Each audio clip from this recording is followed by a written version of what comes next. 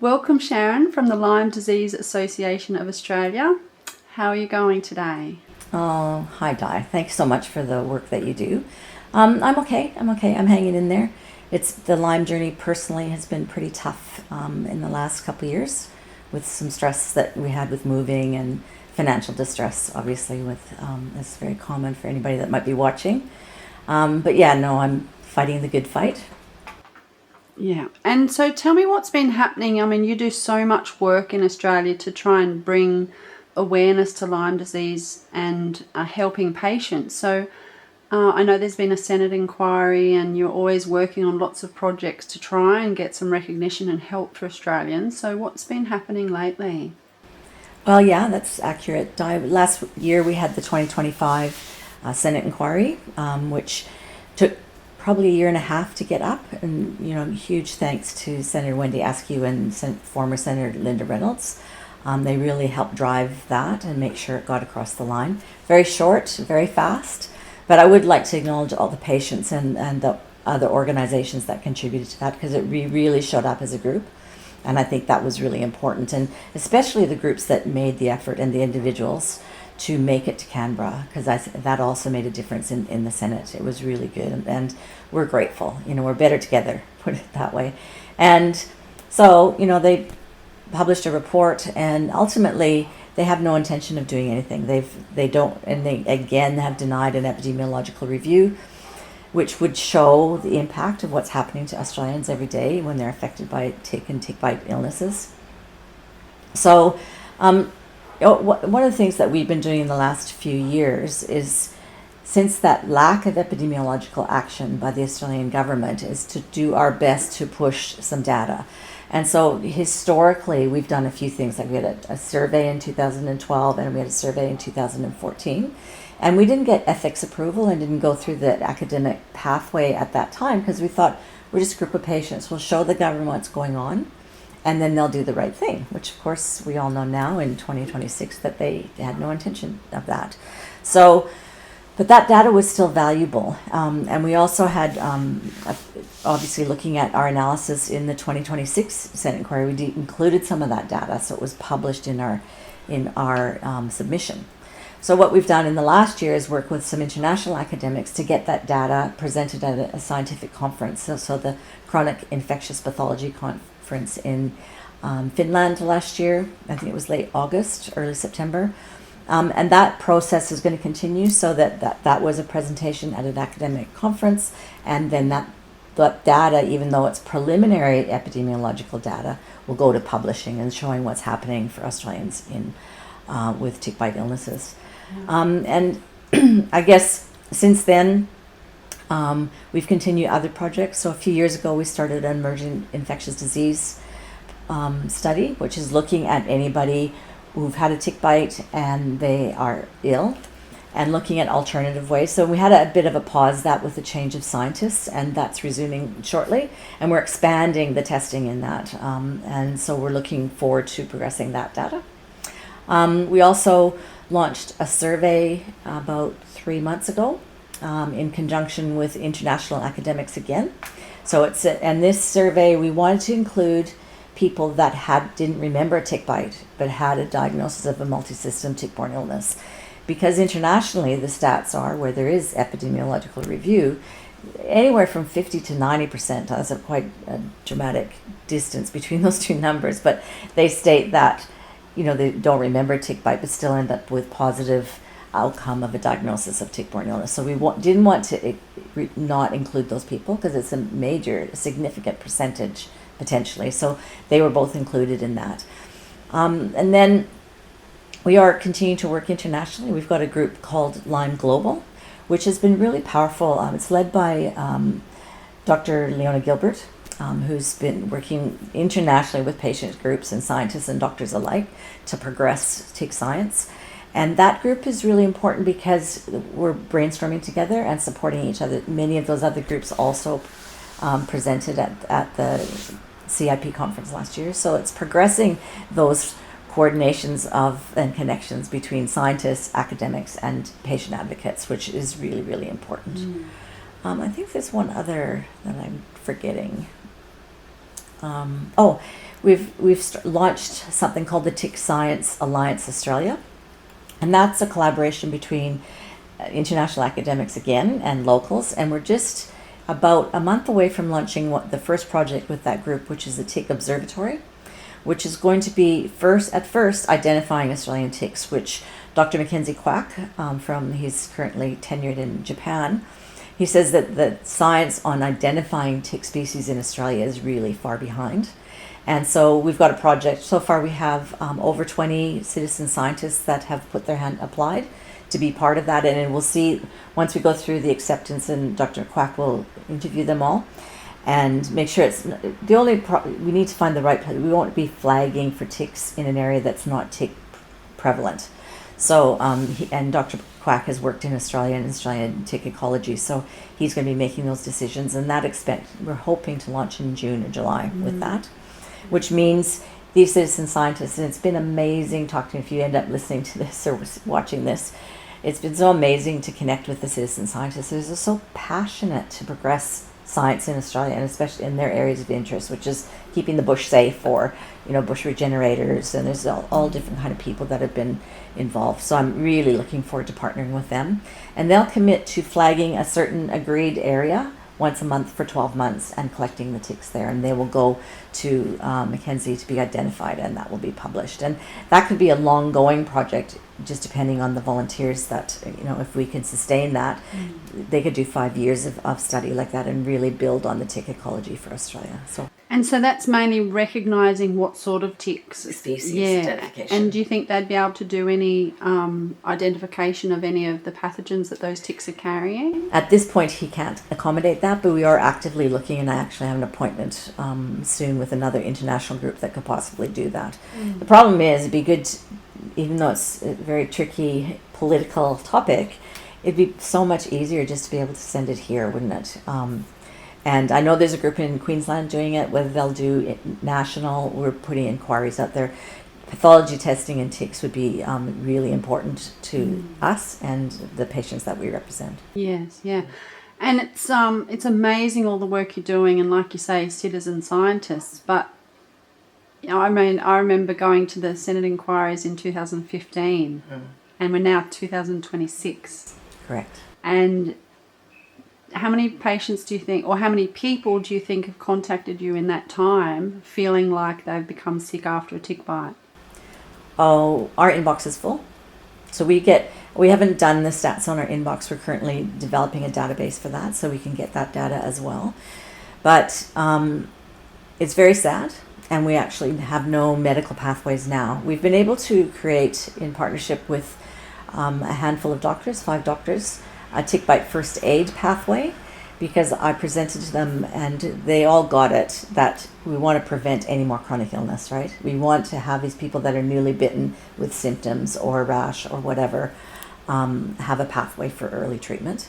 And that has been successful.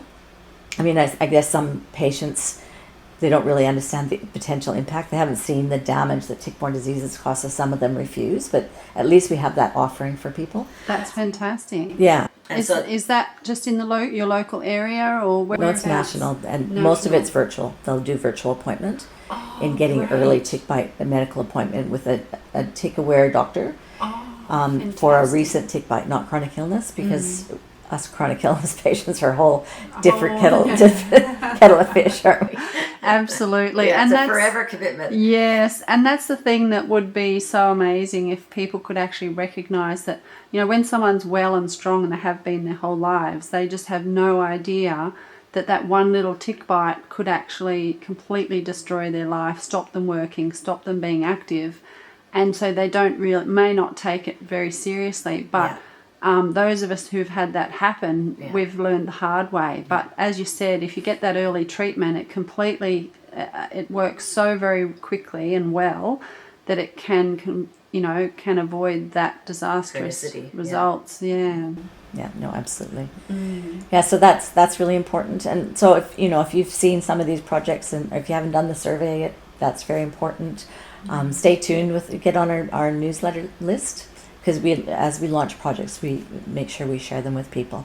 And back to the inbox, so regarding no medical appointments, what we've done, and it's not a lesser pathway, because I've been doing interviews of late with doctors internationally that have well organized protocols that people can, because most of us are self-treating in Australia, right? Yes. So, but they've got the coaching and the system set up to back that. So there's Dr. Rawls, there's Dr. Ross, and I'm Dr. Nicola Ducharme. I'm interviewing her this week.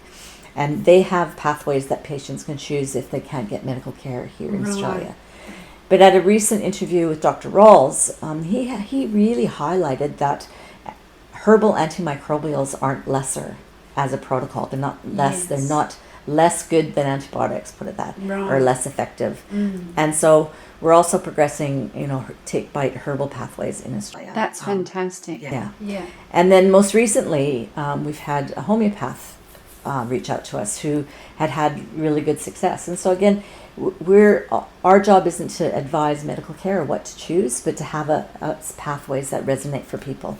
So we'll have different interviews that you can take a look at and see, oh, I really get that one, or that feels right for me, and then people can make a decision and go forward. But yeah, from our inbox right now, there's no referral, there's no real possibility for getting a medical appointment with a tick-aware doctor. And it hasn't, the reports of refusal of care in GPs' offices hasn't changed. And, even to get an arm and lab test or an IGeneX test, because we distribute international tick disease testing kits.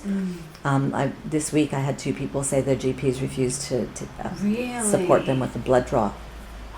So, So what's the rationale for that? Well, I think that we've in Australia have very successfully weaponized the word Lyme and the word tick. So at first everybody said if we change, this will sound political, and I think it's good that we have these debates, but if we take away the word Lyme is politicized, right? And because the original definition of it was a single species of Borrelia, and now there's multiple species of Borrelia that are known to cause illness. And, from the LDA's perspective, we change our name in a blink of an eye if we knew what the right thing to call it, is, so you don't just go rename. It's not up to patient groups to rename a disease cluster or a situation or a diagnosis. And so, but the other thing I just want is really important, that I have just as many people in the office getting rejected for ticks. Oh, there's nothing in ticks. Or they say I had a tick bite and I've got a rash and a fever. Oh, there's no Lyme in Australia. That's the response. Really? So I think both tick and Lyme have been significantly weaponized in the doctor's office, in the medical community. That's really disappointing to hear. I was, not that I've spoken to a lot of doctors, but I was thinking that there was a little bit more awareness, but it sounds like nowhere near as much as we would hope. I think there's clusters of awareness, but there has been a precedent set. I think that we don't know all of the doctors that were deregistered or limited in their practice. Yeah. But so that's if you could probably 17 at least, I'd say. Yeah. So if you can just explain that. So doctors have actually been deregistered, lost their license for treating Lyme disease. Yeah. Or limited, and have done a very strict pathway and supervision of everything they do. I even, and this will sound extreme, but I bumped, on our local community board on the Sunshine Coast here, I saw a post up saying, hey, I got a tick bite, who should I go to? And then I saw all these people recommending this particular doctor on the coast. And I went to the admin team and said, listen, you can't publish that name. It's just not okay. Just get them to do it by private message. We don't want to block care, but that's not okay. And then this person I bumped in, she lives locally and I know her, and I bumped into her and she goes, oh, Sharon, I've been getting all these tick patients lately, these recent tick bites, and just like this flood of them. I don't know what happened. And she says, and then Medicare, I've been flagged for ordering too many tests, tick-borne disease testing. So there's algorithms now in testing, and this is my personal opinion. Medicine is now very restricted and they're told what to do. It's sort of a cookie cutter situation, and there's a loss of medical autonomy for doctors, and I know the really good ones really miss that. Yeah. Gosh, isn't that disappointing? So if anyone's listening in and they would like to help in any way, what could they do? Well, obviously supporting any of those research projects, so get onto our website, and especially the survey, and spread the word about that. We need to look at the numbers. Right now we're at 250 and up to about 400 if we include those that don't remember tick bite. So there's thousands. I know there's thousands in Australia, and we really need to make these numbers known. Also, any of the other projects would be great. And also, coming up to May, and so we usually have a little bit more activity in May, Lyme Month, internationally, collaborating with other groups. And I really hope that we'll be partnering with people in providing ways that you can talk to your MPs and senators, and we'll start engaging with government again and telling this situation. And we'll have guidance for that if you don't know what to say. I know we've tried a lot of things, and you're probably exhausted. And, I can tell you, I was at the first meeting when we started the charity in 2009, and it's been a rough go. But maybe I could share some of my stubbornness and my drive for justice, because we deserve justice and we deserve, best practice healthcare in this country.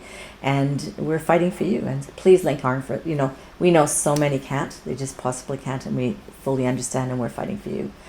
But if there's any way you can do any of those things, and if you forget what I've said, just hop onto our website or onto our newsletter list, and you can join us. Yeah. And so, Sharon, the best way for people, you mentioned about the options if you can't get medical treatment and the herbals and all that. So the best way to find that information? We have, if you, on our Contact Us page on the lymedisease.org.au, there's a Contact Us, and you can contact us, and we'd send you an email with those. And we'll be doing a self-driven link on our page, so that where you can self-drive protocols, and that'll be a list. There's probably 4 doctors so far, a naturopath and a homeopath that we're looking at, and we've always had the Australian homeopaths as well, so or naturopaths rather. The Australian naturopaths are always been on there, so just reach out and we'll point you to those. Fantastic. And if someone was to get a tick or find a tick, is there somewhere we should just send one in, or is it more if you're registered with the with your group that are looking for the ticks? So that's a good point. Looking for pathogens in ticks. That project isn't underway as of yet, but we are actively meeting and researching with people, looking for an affordable and achievable within Australia pathway for that to happen. Because we do need to, I think we need to have a patient-driven, caring group looking at what pathogens are in ticks, and expanding the thought, because there is quite a lot of narrative about what is and isn't in ticks in Australia, and therefore they don't look for everything, right? Because they're told, this isn't here. If it's not here, why look for it? So we need to expand that and have some open-mindedness around that. Yeah. So do you think the Lyme vaccine is going to save us all? I'm not a pro-vaccine person, personally. I guess you may or may not know that I'm a retired ICU nurse. And when I finished nursing because I started to see the holes in modern healthcare. And I started to not feeling ethical with some of the things I was seeing. And then I went into nutrition and a natural approach to helping people before my tick bite, helping people with well-being. And in that, I met a lot of families who had vaccine-injured children. So I know that they're not all safe. I'm not saying every vaccine is unsafe, but I'm just saying I'm very cautious about that. And probably I would have a healthy distrust of that industry and why they would come out now with that. So ideal scene, if we could be vaccinated against infectious diseases, that would be fantastic. If you can prove to me it's safe, and it's, I guess, maybe gone through the RFK examination and he says it's safe for humans, then maybe we can have this conversation again. Yes. And I do remember many years ago, I think there was a Lyme vaccine brought out and it was disastrous. Is that correct? Yeah. There's a lot of harm caused by that, including deaths. Yes, yeah. But, we're in that world right now where that's being kind of exposed, isn't it? Where healthcare's gone awry and has harmed people. And, I really hope that RFK's work with tick-borne diseases in the U.S. If you haven't seen the roundtable, you can just Google RFK roundtable on Lyme disease. It's the best 2 hours you can spend. I was never been so excited about the future till after I saw that. And I just pray. I mean, I know that it'll filter into international health science and health policy. Yeah. I hope we're not the last ones that gets the benefit of his work. It is really so exciting seeing that work, isn't it? Because as I remember in 2013, and I'd been 4 years extremely unwell, and 1 year of that was just touch and go, that I could actually just get through the day. And for a while there was a few months where I was live and die every day. And in about 2013, I learnt about Lyme disease being an experimental on human beings, and the fact that it was all this information coming out about it originating from a biowarfare lab. And I felt like when I learnt this, I felt like I was living in a sci-fi movie, and it was quite a horrific awakening to think that, you know, these germs or bugs could be, you know, man-made or at least enhanced and then released out to people. It's really quite horrific to experience and to live through the depth of that illness, and knowing that, you know, that's happening and you can't really get help, and then to have such so much controversy, and it's just such a mess, isn't it, when you look at what's been going on. But then when we hear RFK come out and just straight talk the way it is, let's change this, it's not right, let's make it right. It's just, it's like, this is the past, let's find it, you know, an ethical way forward. And I fully support that, and I'm excited for that future. And, you know, for everybody's, like, you know, Di, you mentioned that you almost died. I almost died in 2007, and, you know, this is a deadly disease, and it's torturous. There's no other word to describe living with tick-borne illnesses chronically. But I do believe there's light in the future, and we'll be working very hard along with the other groups to make progress for people in Australia. Yeah, and what we don't want to forget about too is so many people who may have a diagnosed condition, that so many people don't realise that it could actually be Lyme disease. So Dr. Klinghardt said that all of his Alzheimer's, Parkinson's, motor neuron, multiple sclerosis, that they all tested positive to Lyme disease. Yeah. And so when we look at those statistics, we could have the whole population really with underlying Lyme disease, or maybe not the whole population, but so many illnesses. All the chronically ill. All the chronically ill, yes. So, yes, I think a chronically ill person should be screened, has a human right to be screened for tick-borne diseases and infections. And any multi-system illness. Like, I was on a health message board this morning, and someone said they're talking about 2 people with Ehlers-Danlos syndrome, which is an autoimmune disease. But I know lots of people, that's a misdiagnosis of Lyme disease. So it may not be in 100% of cases, but if you're being misdiagnosed with an autoimmune disease and there's treatment that could be possible for you, that would be a much better option and a way forward. And the other thing I failed to mention today is tick allergies. So there's not only infections that tick, you know, transmit, but they also can cause allergies, and in particular mammalian meat allergies, which is gaining much more recognition right now, and rightfully so. And one of the things I've been learning in my research of that in this year is that I think people who have gut disturbances should also get mammalian meat allergy ruled out, because you might have a low titer mammalian meat allergy, not the anaphylactic level yet, but the next tick bite or the next steak, who knows, might escalate for you. So I think that's something that's been under-recognized in the numbers. Yes. And I think they should be both looked at simultaneously, the infectious side potentially and the allergy side. I know some Lyme patients who've had chronic gut issues, and then, like, I don't know, 10, 15 years later into that journey, get diagnosed with mammalian meat allergy, and they take the meat out and their gut clears out, and it's, you know, so it's sort of a semi-misdiagnosis within the diagnosis. Something that's been missed. So it's basically all red meat that people become mostly, allergic but to. there's varying. I think it depends. I think it's individualized, and I think it depends on the titer, how high it is. But some people can only eat fish, you know, Right. so only any white things, and they can't eat pork either. Yes. So it's pretty individual. Yeah, that's interesting. Wow.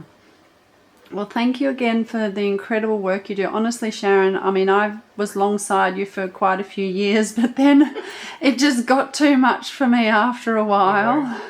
And you've just hung in there and just kept going and going and going. You're absolutely amazing, and I admire the strength you have and the amount of people that you've supported. It is just amazing. Oh, well. Yeah. I think for me, once a nurse, always a nurse. And so I started helping people at 14, volunteering in nursing homes, and that hasn't changed. It's just who I am. Yeah. And the other thing I think is I have way too many planets in Taurus. I'm very stubborn. I'm like, no, this isn't okay. Yes, yeah, good for you. And may all the strength be with you. Thank you. And let's get RFK over here backing you up. Yeah. RFK, where are you? White flag. Yes. I should have brought a white flag. We need you, RFK. Come on, we welcome you over here and come and meet with Sharon and give us a bit of a hand over here. Just throw the health policy people over here. That would do. Yes. I mean, we've got a warm country with a lot of outdoors people, with a lot of probably suffering with a lot of tick-borne illness. So we definitely need some support over here. Thank you, Doc. But you're doing a great job. So thank you so much, Sharon Whiteman from the LDA. Likewise, Doc. Thank you so much. Thank you.